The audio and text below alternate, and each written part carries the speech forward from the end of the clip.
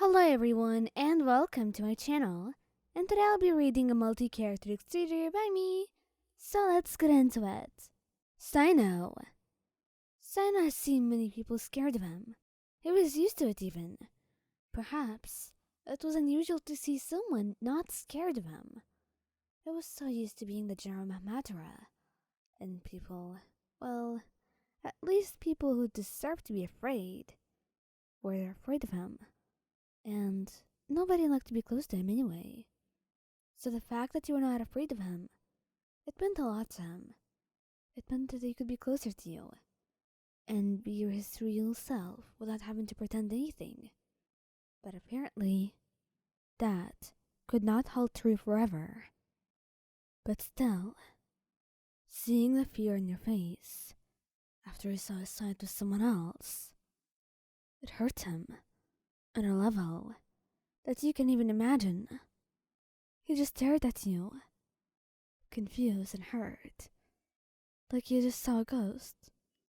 He didn't like it. He was used to seeing fear on other people's faces, but never yours. He never once wanted you to be afraid of him. He always promised to keep you safe and never hurt you. So why were you giving him that look?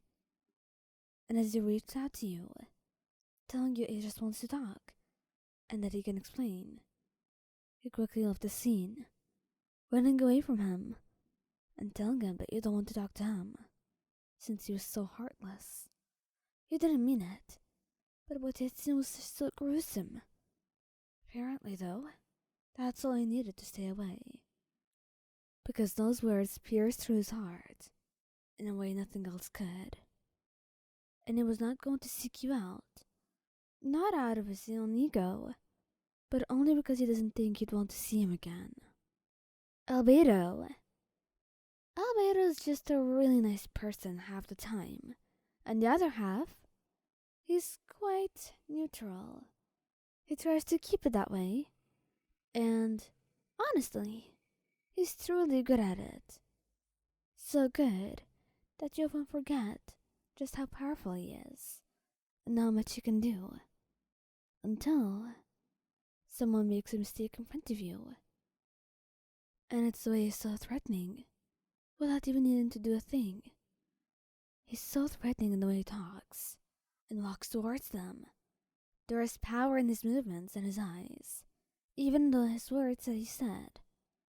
And he knew that he was only holding back, that if he did try to do anything, everyone in the room would be annihilated. And as soon as he was done with the person, and they left, he kind of was not able to make his anger disappear.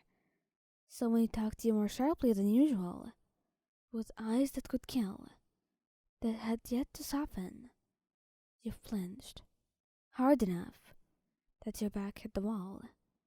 You didn't know when you got there even, but apparently you were just trying to keep your distance, so scared of what he could do to you.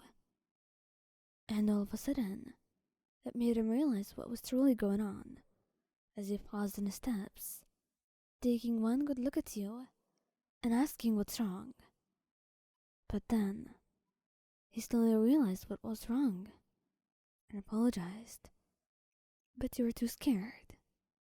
So eventually, he just told you to go home that day, since he didn't want to scare you any further. But still, it did not help at all, with all of that guilt gnawing in his heart. Kazuha. Now, Kazuha was usually the best person and most gentle human you'll ever encounter, but what gets him past his limits kind of was a lot. So for him to get there, it meant that he was not easily going to go back, and he was going to remain angry for a while, and that you would inevitably eventually just see him that way. But you didn't realize that that anger could be directed at you for no reason as well. He asked you why you're staring at him that way, what he's done to you for you to look at him like that. The answer in question was that you were worried and scared, worried about what he might do, since he was in the best of moods, and he took it the wrong way entirely. Then he started yelling and yelling, and then you couldn't help but flinch, scared of him. You were scared because you looked like he didn't care if he hurt you right now, with the way he was yelling at you with no care in the world. But as soon as he saw the fear in your eyes, and the way you stepped away from him, and the flinch you so desperately tried to hide, he quieted down completely, all the anger melting off of his body as you went silent. And as soon as he tried to approach you again to give you a hug, he flinched back, and he looked hurt, for real. So he just apologized, getting down on his knees and telling you that he will never ever try to scare you like that again, that he's sorry, that he means it. And though it takes you a while to calm down, you do accept his apology. And since it's Kazuha, he does try to make a lot of things work, just so he'd never feel that way towards you again, because he knows you don't deserve it. And neither does your beautiful relationship. Scaramouche. All he has known was people being afraid of him, even when he was kind of innocent. Actually, he was extremely innocent because he didn't know how things work at all. So even then, people despised him and shunned him. So he got used to it, as a way of not getting hurt anymore by all the looks he would get. But with you, it was different. You were supposed to be lovers. You were supposed to trust each other. You were supposed to love, not fear or hate. So, when he's done yelling at one of his servants and looks back at you, it's the way that you look at him that day that keeps circling through his mind. That whenever he gets slightly angry after that day, and you look at him with a hint of fear in your eyes, that makes him hurt all over again. And before he knows it, a few days later, he's crying, because you'll never look at him the same way again after what you had seen that day. And he holds you, begging you not to be scared of him, because you wouldn't know what to do if you left him all of a sudden, because you got scared. He would do anything in the world.